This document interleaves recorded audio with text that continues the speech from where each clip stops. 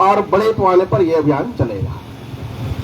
तो जो रिजर्वेशन है 90% बैकवर्ड क्लास जो रिजर्वेशन के बेनिफिशियरी हैं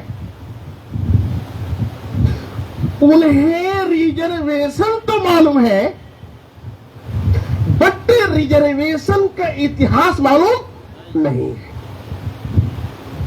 रिजर्वेशन तो मालूम है, फायदा ले रहे हैं, और रिजर्वेशन पर अगर सुई के नोक के बराबर भी खरोच लगता है तो सीधे सड़क पर उतर जाते हैं, कोर्ट में जाते हैं। लेकिन रिजर्वेशन का जो इतिहास है उनको पता नहीं है, और इसलिए आरक्षण खतरे में, आरक्षण समाप्ति की ओर जा रहा है। पेरेंट संगठन के एक बड़े राष्ट्रीय अध्यक्ष और राष्ट्रीय प्रचारक एसएफ गंगामले साहब, जो नहीं जानते सभी लोग जानना चाहिए, वो मेरे इतिहास का भी पाठ है, अभी जिंदा है लेकिन बेल पर है। वो कहा करते थे कि रिजर्वेशन जो है आंदोलन का परिणाम है। हमारे पुरखों ने रिजर्वेशन के लिए आंदोलन नहीं किया, व्यवस्था परिवर्तन के लिए आंदोलन किया, जिसके परिणाम स्वरूप रिजर्वेशन का फायदा मिला। एक न्यूनतम है, ये न्यूनतम कंप्रोमाइज है, ये न्यूनतम कंप्रोमाइज है, ये अधिकतम कंप्रोमाइज नहीं है। और हमें न्यूनतम से जाना है अधिकतम की ओर। इसलिए राजा की जयंती में जिस कौम का राजा नहीं वो कौम ताजा नहीं, जिसका दल नहीं उसका फल नहीं, जिसका आज नहीं उसका कल नहीं। आज का राजा कौन है? विधायक और सांसद। राजा क्या होता था? लॉ मेकर, कानून निर्माता, इधर राजा।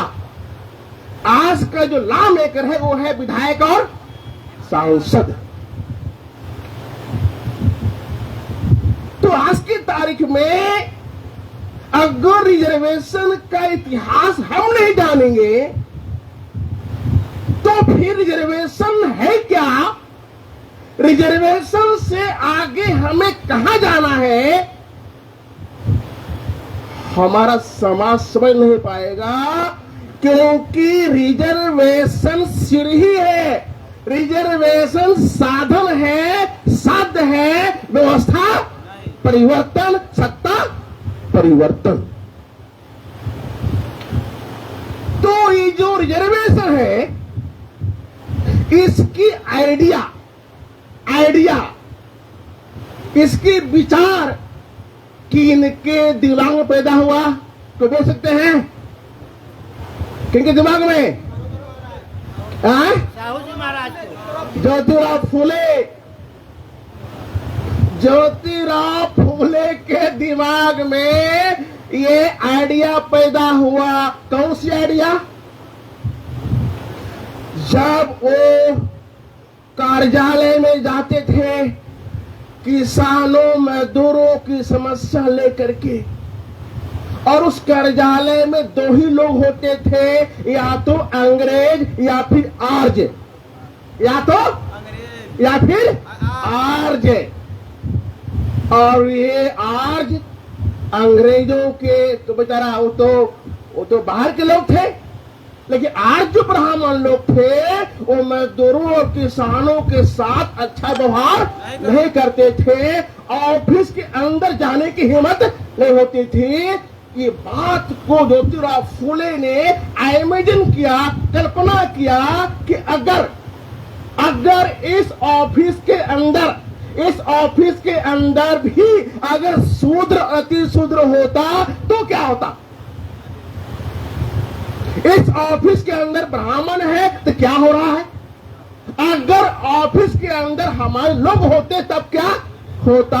तो शायद ये बाहर रहने की नौबत नहीं आती और अपमान की बात सुनने की बात नहीं आती। ये बात आई कार्यालय में, जब स्कूल में गए और स्कूलों को मुआयना किया, सारे ब्राह्मण टीचर, और वो ब्राह्मण टीचर छूतों और शूद्रों के बच्चों को रे बे ते जाति के नाम पर बोलना और बाथरूम साफ कराना, पैर दबाना, ये ज्यादा काम होता था, अपमान होता था। पढ़ाई बहुत कम होती थी। फूले साहब ने कल्पना किया कि अगर टीचर हमारे होते, हमारे वर्ग के टीचर होते, तो शायद ऐसा भेदभाव हमारे बच्चों के साथ नहीं होता। ये आइडिया पैदा हुआ ज्योतिराव फूले के दिमाग में। अब आइडिया को लाना है प्रैक्टिस में, करना है प्रैक्टिस में। कौन लाएगा? राजा की जनता। कौन लाएगा? कौन लाएगा? जनता लाएगी, राजा लाएगा। जिसके हाथ में कानून है, जिसके आदेश चलता है, वो अमल करेगा। तो ज्योतिराव फूले ने खोजा साहू जी महाराज को, और साहू जी महाराज के दिमाग को टीचिंग किया, उनको ट्रेंड किया। और साहू जी महाराज को, साहू जी महाराज के इतिहास को बताया। किनका? छत्रपति शिवाजी महाराज, जो उनके परदादा थे। साहू जी महाराज के परदादा शिवाजी के बारे में उनको बताए कि महाराज, आप जितनी आसानी से राजा बन गए, आपके परदादा को ब्राह्मण बनने नहीं दिया। उनको बाएं पैर के अंगूठे से रास तिलक दिया। ये बनारस के ब्राह्मण गागा भट्ट बाएं पैर के अंगूठा से। क्या था लॉजिक? बाएं पैर के अंगूठा से कि किसी भी शूद्र को राजा होने का अधिकार नहीं है और शूद्रों का रास तिलक होता नहीं है। लेकिन ब्राह्मण लालची था, घोर लालची। अब लालची भी था, पैसा भी कमाना था, और ब्राह्मणों के मंडली से बचाव भी करना था। इस द्वंद्व में वो तरीका निकाला कि शिवाजी शूद्र और पैर भी शिवाजी शूद्र और पैर भी, उसमें भी बाया पैर अशुद्ध है। बाया पैर मतलब शूद्र में भी अशुद्ध है। और भी अंगूठा से माथे पर तिलक दिया। कुछ लोग जब ये बात चर्चा में आई, कहा कि शिवाजी को ऐसा नहीं करना चाहिए था। जैसे लोग बोलते हैं कि बाबा साहब को पूना पैक पर हस्ताक्षर नहीं करना चाहिए, ऐसे सलाह देने वाले कुछ हमारे समाज के पढ़े लिखे लोग हैं। उनको उस समय की जो समाज की दशा उनको मालूम नहीं था कि बगैर, क्योंकि समाज पर ब्राह्मणों का कब्जा था, समाज पर नियंत्रण ब्राह्मणों का था, और शासन पर नियंत्रण साहू जी और शिवाजी महाराज का था। समाज बड़ा है, शासन बड़ा नहीं है। तो समाज के दबाव में आकर के कि अगर हम ऐसा नहीं करेंगे, ब्राह्मणों से नहीं कराएंगे रास तिलक, तो ये जनता हमें राजा नहीं मानेगी, और राजा नहीं मानेगी तो उन ब्राह्मणों को हम दंड नहीं दे पाएंगे। पहले राजा बन जाओ, राजा बन जाओ और राज दंड ले लो, फिर ब्राह्मणों को दंडित करो। इसलिए उन्होंने स्वीकार करना पड़ा। और बाबा साहब अम्बेडकर को भी उस जमाने में जनता उनके लिए कमजोर था। आज जनता मजबूत है और नेता, आज जनता मजबूत है और नेता हमारे, उस समय नेता मजबूत था और जनता कमजोर था। और इसलिए शिवाजी महाराज को बाएं पैर से ये तिलक देना पड़ा। लिए जो भी दंड हुआ, ये बात को ज्योतिराव फूले ने किनको बताया? साहू जी महाराज को इतिहास बताया। फिर साहू जी महाराज के साथ एक घटना हुई, उसको बोलते हैं वेदोक्त पुराणोक्त प्रकरण। वेदोक्त पुराणोक्त प्रकरण क्या है ये? जब राजा नहाता है, स्नान करता है, तो राजा के स्नान के वक्त जो मंत्र पढ़ा जाएगा वो कौन सा मंत्र होगा? वेद का होगा, पुराण का नहीं होगा। लेकिन जब साहू जी महाराज स्नान कर रहे थे, तो जो ब्राह्मण था, उनके पुरोहित, वो कौन सा मंत्र पढ़ रहा था? पुराण वाला। तो एक उनके जो प्रिय थे, काइस थे, ब्रिटिश राज में और मुगल काल में काइस्ट विद्वान थे। ब्राह्मणों का बौद्धिक टक्कर कौन दे रहा था? काइस्ट थे। और काइस्ट प्रिय ने कहा कि साहू जी महाराज, एक तो ये ब्राह्मण बिना नहा के आया है, बिना स्नान के आए हुए हैं, और उस पर भी पुराण का मंत्र पढ़ रहा है, वेद का मंत्र नहीं पढ़ रहा है। तो साहू जी महाराज ने आख तरेरा ब्राह्मण से पूछा, क्यों ये ऐसा क्यों कर रहा हो? अब देखिए दोस्त, उस एक पुरोहित, आम पुरोहित ने साहू जी महाराज जैसे राजा को कहा, आग दिखा कहा कि साहू जी महाराज आप शूद्र हैं, और शूद्रों के राजा होने पर, नहाने पर पुराण का मंत्र होता है, वेद का मंत्र नहीं होता है। देनम देर साहू जी महाराज ने उनको दंड दिया, उनको सजा दिया, उनको देश से निकाला कर दिया। उसके बाद इस सारे कहानी फूले साहब ने पढ़ाया साहू जी महाराज को, और तब साहू जी महाराज को अंतिम बार बताया कि महाराज, ये शासन तो आपका है, राजा आप हैं, लेकिन सचिवालय नहीं, ये ब्रह्मणालय है। क्या बोला? क्या बोले? राजा शूद्र है और सचिवालय आपका सब ब्राह्मणों से भरा हुआ है, और आपका एक भी आदेश, एक भी निर्देश जो बहुजनों के हित वाला है, ये प्रशासन बैठे हुए ब्राह्मण उसको अमल करता नहीं है। क्या करना होगा?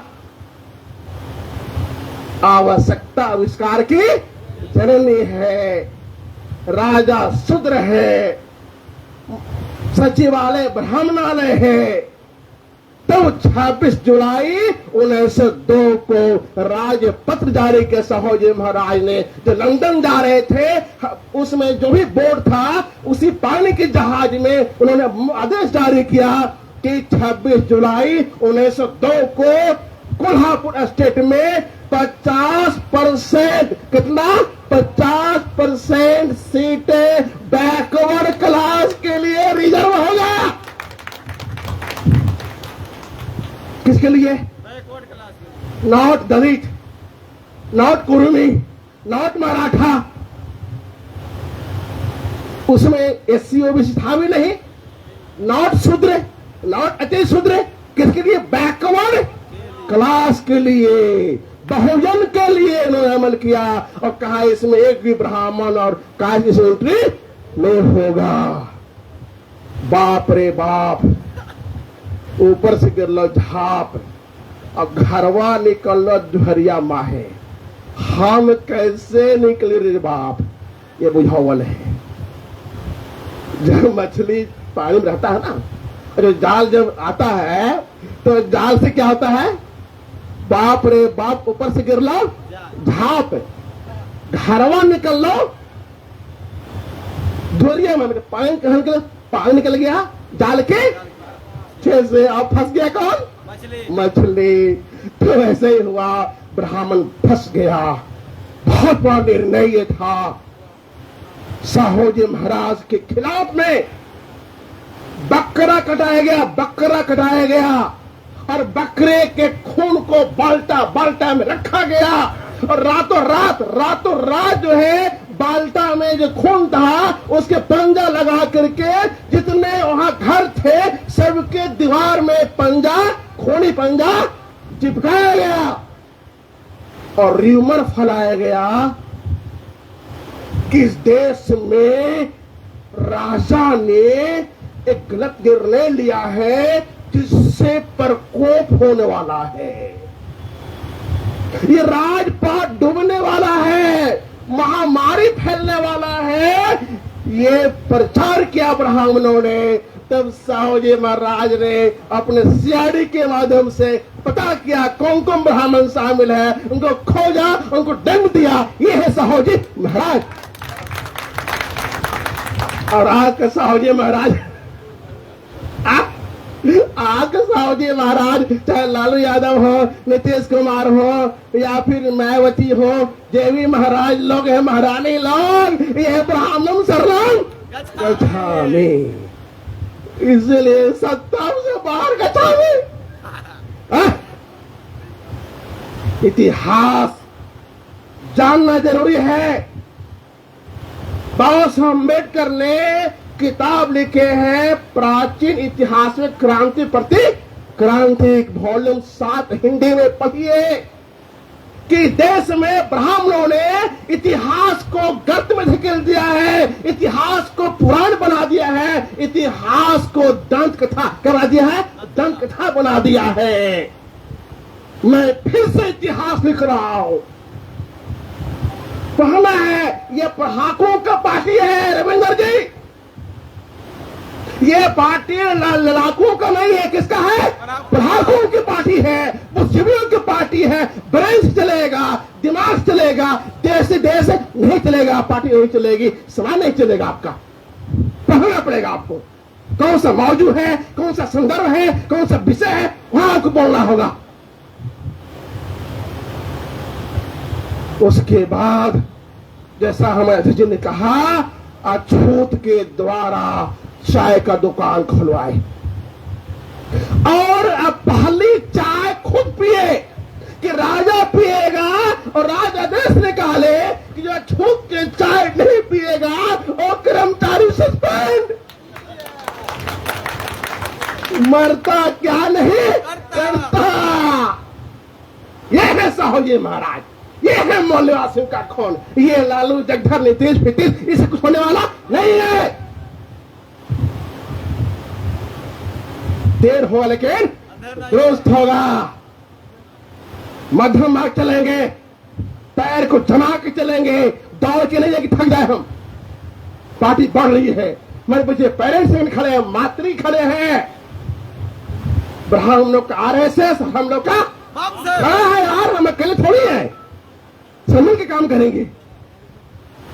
इसलिए साथियों, आज की तारीख में रिजर्वेशन के इतिहास न जानने की वजह से आज आरक्षण संकट में पड़ा हुआ है। रिजर्वेशन सीढ़ी ही है सत्ता के छत पर चढ़ने के लिए। ये समाज को बताइए, ये पढ़े लिखे चर्बीदार लोगों को बताइए, डॉक्टर इंजीनियर आईएएस आईपीएस के बताइए कि महाराज आज बिहार में एससी एसटी कर्मचारी संघ का पैसा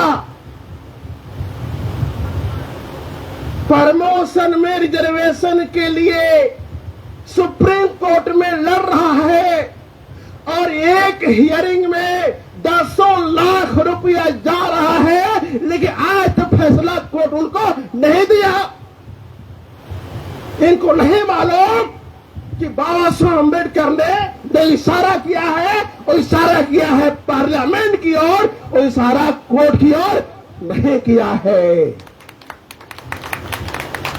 इशारा कहां के बाबा साहब? पार्लियामेंट की ओर। अरे लोग कहां जा रहे हैं? कथे लोग वही जा रहे हैं जहां ब्राह्मण जज बैठा हुआ है। वो ऐसा मान के चलता है कि आरक्षण वाले जो लोग हैं, ये बकरी, ये बकरा खुद कटने के लिए मेरी ठेही पर आ रहा है। ये सिर्फ हम लोग हैं जो रिजर्वेशन का विश्लेषण करते हैं, क्या करते हैं? विश्लेषण करते हैं, उनके इतिहास जानते हैं और आरक्षण का उद्देश्य जानते हैं। उद्देश्य है सत्ता परिवर्तन, व्यवस्था परिवर्तन। ये 22%, 23% आरक्षण तक सीमित रहने की जरूरत नहीं है।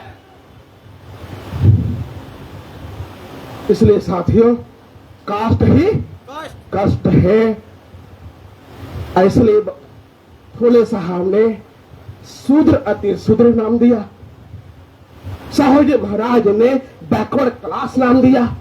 और उसी साहूजी महाराज के जो प्रैक्टिस के, साहूजी महाराज आरक्षण के प्रैक्टिशनर है, जमजाता नहीं है। जमजाता है ज्योतिराव फूले, ये प्रैक्टिस किए हैं और पॉलिसी बना दी बाबा साहब अंबेडकर। आज जरूरत है,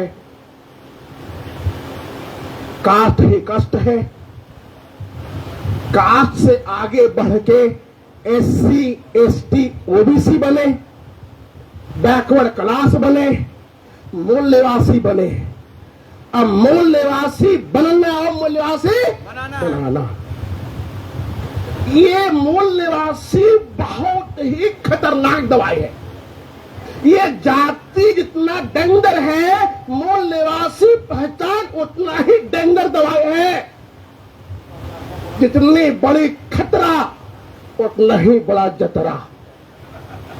अगर बड़ा रखा है रोड पर हथौड़ी, रोड़ी है तो हथौड़ी, रोड़ा है तो हथौड़ा।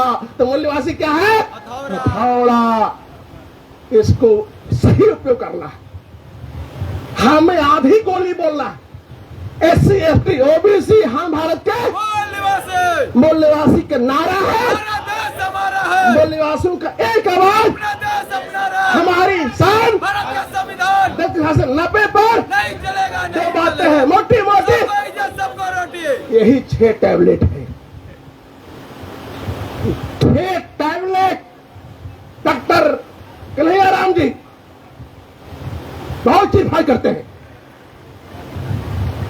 कितना चीर फाड़ कर लेंगे, जाति की बीमारी ठीक होने वाला नहीं है। और जब तक जात बढ़ेंगे, लात मिलेगा, हाथ नहीं मिलने वाला।